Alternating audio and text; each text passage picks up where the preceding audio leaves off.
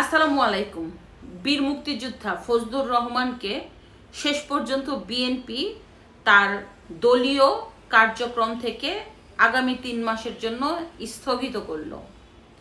মূলত এই বীর মুক্তিযোদ্ধার অপরাধটা কি? আসলে ২০২৪-এর গণ অভ্যুত্থানের পরে এই বীর মুক্তিযোদ্ধার মূল অপরাধ ছিল সে মুক্তিযুদ্ধের পক্ষের শক্তি। সে মুক্তিযুদ্ধ নিয়ে কথা বলতো, স্বাধীনতা বিরোধীদের বিপক্ষে কথা বলতো, সে বঙ্গবন্ধুর পক্ষে কথা বলতো। এটাই ছিল ফজলুর রহমানের মূল অপরাধ। কিন্তু মুক্তিযুদ্ধের পক্ষে কথা বলাতে তাকে পাগল আখ্যায়িত দিলেও তার ব্যাপারে কিন্তু অ্যাকশনের কোনো সুযোগ পায়নি। মূল সুযোগটা পেয়েছে যখন ৩-৪ দিন আগে একটি টকশোতে ফজলুর রহমান বলেছিল জুলাই একটি কালো অধ্যায় এবং পুলিশকে কারা হত্যা করলো, সেই সাথে স্নাইপার দিয়ে এই ছাত্রদের গুলি করলো কারা। এতেই সর্বনাশ, এতেই ফজলুর রহমানের পথ শেষ। আর এতেই রাজাকাররা দারুণভাবে চটেছেন এই বীর মুক্তিযোদ্ধার প্রতি। কিন্তু বিএনপি একটু সদয় হলো না। এই ১৭ বছরে যারা বিএনপির হয়ে প্রতিবাদী কণ্ঠ ছিল, এই বীর মুক্তিযোদ্ধা ফজলুর রহমান ছাত্রলীগের নেতা থাকা সত্ত্বেও কিন্তু বিএনপির দুর্দিনে বিএনপির চেয়ারপারসনের উপদেষ্টা হয়েছিল এবং জোরালো কণ্ঠভাবে শেখ হাসিনার বিপক্ষে কথা বলেছে, আওয়ামী লীগের বিপক্ষে কথা বলেছে। এই ফজলুর রহমান পুরো একটি অনুষ্ঠানে বলেছিল শেখ হাসিনাকে কত গুলি করবেন করেন, বুক পেতে দিব, কত রক্ত ঝরাবেন ঝরান। অথচ সেই প্রতিবাদী কণ্ঠকে বিএনপি এক বিন্দুও ছাড় না দিয়ে তাকে ৩ মাসের জন্য স্থগিত করে বিএনপিরই ধীরে ধীরে সর্বনাশ করতেছে। বিএনপি ভাবতেছে ফজলুর রহমানকে যদি স্থগিত করা হয় তাহলে বিএনপিকে সবাই ভালো মনে করবে, মোটেও না। ধীরে ধীরে বিএনপির প্রতি মানুষের আস্থা উঠে যাচ্ছে যে বাংলাদেশে এই আওয়ামী লীগের পরে যদি কোনো মুক্তিযোদ্ধার দল থাকে সেটা বিএনপি। কারণ বিএনপির প্রতিষ্ঠাতা জিয়াউর রহমান কিন্তু তৎকালীন সময় পাকিস্তানিদের বিরুদ্ধে কথা বলে বাংলাদেশের পক্ষ নিয়ে স্বাধীনতার ঘোষক হিসাবে ব্যাপক ভূমিকা রাখে। অথচ সেই মুক্তিযুদ্ধের দল বিএনপি মুক্তিযোদ্ধাদের অপমানিত হতে দেয়। সেই মুক্তিযোদ্ধার দল বিএনপিতে মুক্তিযোদ্ধারা আজকে বিপজ্জনক অবস্থায়। আজকে মুক্তিযোদ্ধাদের ছবিতে জুতা নিক্ষেপ করে, অথচ বিএনপি কোনো অ্যাকশনে যায় না। এই যদি হয় বিএনপির কার্যক্রম, তাহলে আসলে কি সামনে বিএনপি এগিয়ে যেতে পারবে? দেখেন ২০২৪ সালে যখন গণ অভ্যুত্থান হলো তখন কিন্তু বিএনপির ব্যাপক জনপ্রিয়তা ছিল। দিন দিন বিএনপির জনপ্রিয়তা কমে যাচ্ছে। এর মধ্যে 2টি অন্যতম কারণ। প্রথম কারণ হচ্ছে সত্যি কথা বলতে পুরো বাংলাদেশের জেলাব্যাপী এই বিএনপি তৃণমূল থেকে শুরু করে জেলাভিত্তিক নেতাকর্মীরা দখলবাণিজ্য, চাঁদাবাজি, বিভিন্ন ধরনের সন্ত্রাসী কর্মকাণ্ডে লিপ্ত হয়ে গেছিল, যার কারণে সোশ্যাল মিডিয়াতে এগুলা ব্যাপক ভাইরাল হওয়াতে বিএনপির জনপ্রিয়তা কমে যাচ্ছে। যদিও বিএনপির কিন্তু এই ধরনের সন্ত্রাসী কর্মকাণ্ডের নেতাদের বিরুদ্ধে অ্যাকশন নিয়েছে। এ পর্যন্ত ৬,০০০ নেতাকর্মী কিন্তু বিএনপি বহিষ্কার করেছে। এবং আরেকটা বিএনপি পচে যাওয়ার মূল কারণ হচ্ছে ইচ্ছাকৃতভাবে স্বাধীনতা বিরোধী শক্তি বিএনপিকে সাধারণ মানুষের কাছে কিন্তু খারাপ সাজানোর চেষ্টা করছে। যেই দলই চাঁদাবাজি করে সেটা বিএনপির দোষ। মানে ব্যাপারটা এরকম হয়ে গেছে, বিএনপি নিলে চাঁদাবাজি, এনসিপি নিলে ডোনেট, আর জামাত যদি নেয় তাদের পুরানা সম্পদ ফিরিয়ে আনতেছে। অথচ সব দলেই কিন্তু চাঁদাবাজি করে, দখল বাণিজ্য করে। এক এক দলের বেলায় এক একটা আখ্যায়িত দিচ্ছে তারা নিজের মতো করে, শুধু বিএনপিকে কালার করার চেষ্টা করছে।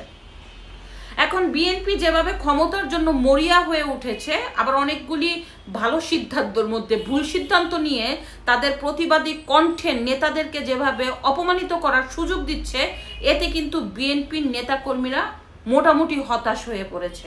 আমরা সবাই রুমিন ফারহানাকে চিনি। সে কিন্তু 17 বছর বিএনপির অন্যান্য নেতাদের মধ্যে অন্যতম নেতা, প্রতিবাদী কণ্ঠ, যে শেখ হাসিনার বিপক্ষে, আওয়ামী লীগের বিপক্ষে বিএনপির পক্ষে জোরালো কণ্ঠ রেখেছিল। এই মহিলা সেই ব্যক্তি যে পার্লামেন্টে দাঁড়িয়ে জিয়াউর রহমান স্বাধীনতার ঘোষক হিসাবে বলেছিল। এতে কিন্তু তাকে যে পার্লামেন্টের আওয়ামী লীগের অনেক এমপিরা ক্ষিপ্ত হয়ে তার প্রতি রাগান্বিত হয়েছিল। তারপরও এই রুমিন ফারহানা কিন্তু বিএনপির হয়ে কথা বলছে। অথচ ধীরে ধীরে এই রুমিন ফারহানাকে নিয়ে যে ধরনের অপমানজনক কমেন্ট করা হয়, তাকে যেভাবে আস্তে আস্তে খারাপ বানানোর চেষ্টা করছে, বিএনপি এতে একটু কিন্তু ব্যবস্থা নিচ্ছে না। বিএনপির বিরুদ্ধে বিদেশ থেকে যেভাবে অপপ্রচার চালানো হচ্ছে, বিএনপির নেতাদের বিরুদ্ধে অপপ্রচার চালাচ্ছে, তারাই চাচ্ছে বিএনপি যাতে ক্ষমতায় না আসুক। তারা পাকিস্তান থেকে টাকা খেয়ে বাংলাদেশকে একটি জঙ্গি রাষ্ট্র তৈরি করার জন্য ভারত বিদ্বেষী করে বিএনপিকেও আস্তে আস্তে মাইনাস করার চেষ্টা করছে।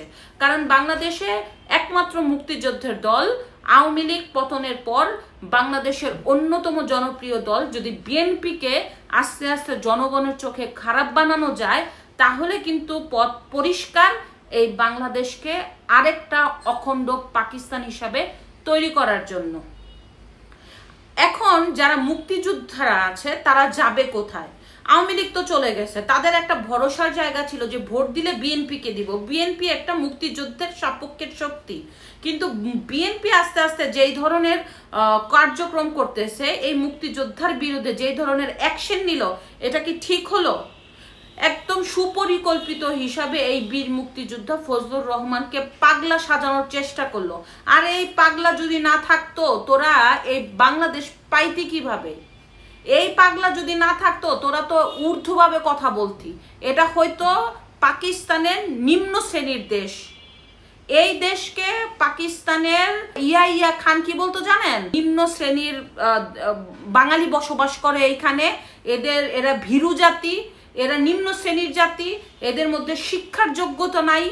এরকম করে সব সময় এই পূর্ব পাকিস্তানকে ওই পাকিস্তান খারাপ চোখে দেখতো। অথচ এখন এগুলি ভুলে গিয়ে, মুক্তিযুদ্ধকে ভুলে গিয়ে, মুক্তিযুদ্ধকে কলঙ্কিত করে যেভাবে একটি সুপরিকল্পিত হিসাবে আমাদের এই বাংলাদেশকে আরেকটা অখণ্ড পাকিস্তান হিসাবে পুরো বিশ্বের কাছে পরিচয় করে দেওয়ার চেষ্টা করছে, এটা কিন্তু আমরা বুঝে গেছি। ওরা বাংলাদেশকে একটি জঙ্গি রাষ্ট্র তৈরি করতে চায়। ধীরে ধীরে জঙ্গিদেরকে জামিন দিয়ে দেওয়া, এই দেশে কালো পতাকা নিয়ে ওই যে মিছিল করা, এবং এগুলি করে পুরো বিশ্বের কাছে আরেকটা অখণ্ড পাকিস্তান হিসাবে জঙ্গি রাষ্ট্র আফগানিস্তানের মতো করতে চাচ্ছে। পাকিস্তান বাংলাদেশ থেকে কতটা উন্নত আপনারা বলেন? পাকিস্তানের জিডিপি কি বাংলাদেশের থেকে বেশি? পাকিস্তানের থেকে কি বাংলাদেশের উন্নয়ন থেকে কি পাকিস্তানের উন্নয়ন বেশি? বাংলাদেশিদের যেভাবে মানুষ একটা অন্যরকম সম্মান দেয়, পাকিস্তানিদের কি ওইভাবে সম্মান দেয়? অথচ কোথায় বাংলাদেশ চলে গেছে আর কোথায় পাকিস্তান? অথচ সেই সুন্দর দেশটাকে ধ্বংস করে একটি পরিকল্পিতভাবে বাংলাদেশকে একটি জঙ্গি রাষ্ট্র হিসাবে তুলতে চায় কারা? আজকে স্বাধীনতা বিরোধীরা পুরোপুরিভাবে এই বাংলাদেশকে ঘিরে ফেলেছে। এখন যদি মুক্তিযোদ্ধার কথা বলা হয়, তাকে জুতা নিক্ষেপ করে। মুক্তিযোদ্ধার কথা বলে আওয়ামী লীগের দূষণের ট্যাগ দেয়। মুক্তিযুদ্ধের কথা বলে তাকে মব সৃষ্টি করে, মব ইনজাস্টিস করে তার বিরুদ্ধে। তাহলে মুক্তিযোদ্ধারা যাবে কোথায়? যারা মুক্তিযুদ্ধের পক্ষের লোক তারা কি বলবে? এখন মুক্তিযুদ্ধের কথা বললেই তো আপনি আওয়ামী লীগ। একমাত্র ভরসা ছিল বিএনপি। সেই বিএনপিও যদি এই ধরনের ঘটনা করে, তাহলে কি নির্বাচনটা হবে রাজাকার টু রাজাকার? এখানে কি কোনো মুক্তিযুদ্ধের সপক্ষের শক্তি নাই? মুক্তিযুদ্ধের দল নাই? আস্তে আস্তে কি বিএনপি তাই প্রমাণ করার চেষ্টা করছে? আর যদি তাই হয়, তাহলে কিন্তু একটা সময় সাধারণ মানুষ বেছে নিবে যে আসলেই মুক্তিযুদ্ধের একটা দল দরকার। মুক্তিযোদ্ধারা আর মুক্তিযুদ্ধের যারা বংশধর, তারা কিন্তু মুক্তিযুদ্ধের লোকই বেছে নিতে বাধ্য হবে। ধন্যবাদ।